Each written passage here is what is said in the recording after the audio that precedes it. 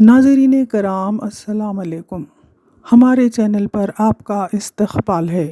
ہماری آج کی نشست میں ہم بانو مشتاق کی کتاب ہارٹ لیمپ، جو کنڑی میں لکھی گئی اور انگریزی میں دیپا بھٹی نے ترجمہ کی اور مایا ناز بکر پرائز حاصل کیا ہے، اسی کتاب سے ہم آج تیسری کہانی کا خلاصہ اور تبصرہ اردو میں پیش کریں گے۔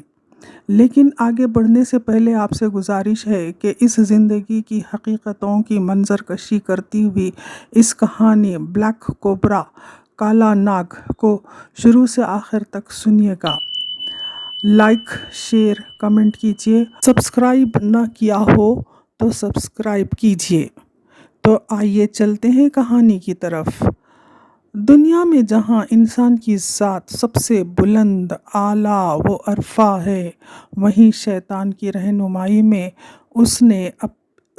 اسی انسان نے اپنے لیے ذلت، اپنوں کے لیے اذیت کے ایسے حربے استعمال کیے ہیں کہ کہنا پڑتا ہے کہ زندگی اگر قدرتی حالات کے ہاتھوں مصیبت بن جائے تو صبر کیا جا سکتا ہے، لیکن گمراہ و منافق لوگوں کے ساتھ پر بغاوت لازمی ہے۔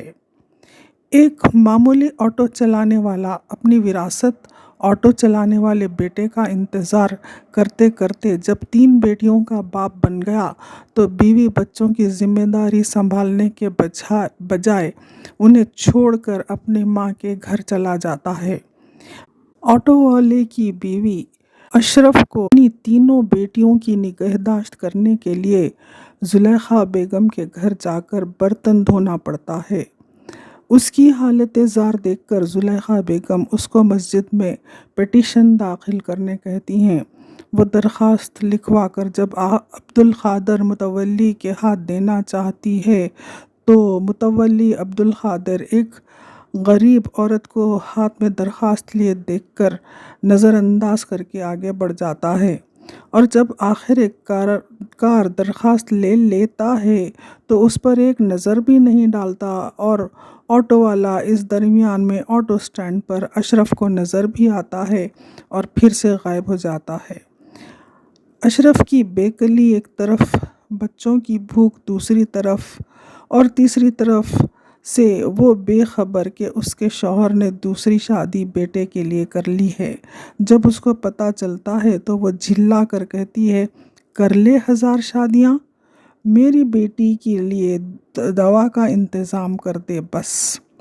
مسجد میں زلیخا بیگم کے کہنے پر درخواستیں داخل ہوئیں، عرض پر عرضیاں دی جاتی رہیں، اور ان سب سے آٹو والا یعقوب انجان نہیں تھا۔ اس نے متولی عبدالقادر کو بھی جھانسے دینا سکھا دیا۔ دونوں ہی عبدالقادر متولی اور یعقوب آٹو والا کہیں ایسی جگہ جاتے جہاں شاذ و نادر ہی ان کے پہچاننے والے موجود ہوتے۔ خوب پیٹ بھر لوازمات کے ساتھ کھاتے اور پان بھی کھائے جاتے، جس کی پیک تھوکنے کو مسجد کی بالائی سیڑھیوں سے نیچے اتر کر کہیں دور جا کر متولی کو تھوکنا ہوتا تاکہ مسجد کی سیڑھیاں لال رنگ سے نہ رنگ جائیں۔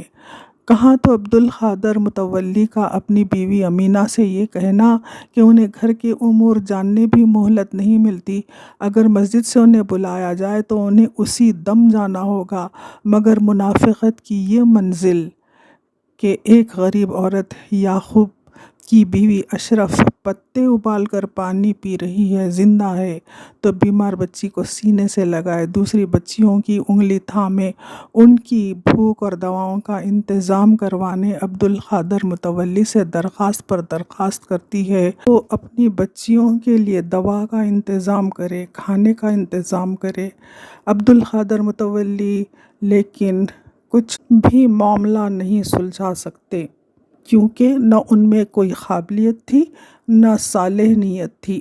بس یعقوب آٹو والے کی ذہنیت اور ان کی ذہنیت ایک ہی تھی، کیونکہ نہ وہ مذہب کی جانکاری رکھتے تھے، نہ معاملات کی سمجھ ان کے پاس تھی۔ وہ تو بچپن میں کسی اسکول سے نکالے گئے ہوں گے بدتمیزیوں کے سبب، پھر انہیں کسی دینی اسکول میں داخلہ دلوا دیا گیا ہوگا، کیونکہ وہاں مفت تعلیم ہوتی ہوگی۔ وہاں بھی ان کے دماغ کی آوارہ گردی نے کوئی علم نہ سیکھا ہوگا، یہاں تک کہ داڑھی نکل آئی اور اسی کا روب جما کر جینا سیکھ لیا۔ وہ اگر آدمی اصولی ہوتے تو بے اصول، بے ایمان، جھانسا دینے والے بے ایمان یعقوب آٹو والے کے ہاتھوں نہ بکتے، اور جس مسجد میں جنازے کے پاس سردی میں ٹھٹھرتی اشرف اپنی بچیوں کے ساتھ آ بیٹھتی، وہاں سے کہیں دور جب خوب کھا پی کر پان چباتے مسجد کی بالائی سیڑھیوں پر جا بیٹھتے، ایسے وقت اشرف کی نظر ان پر پڑ گئی اور وہ ان لوگوں کی طرف آگے بڑھنے لگی۔ اس کے بعد پارٹ 2 ملاحظہ فرمائیے۔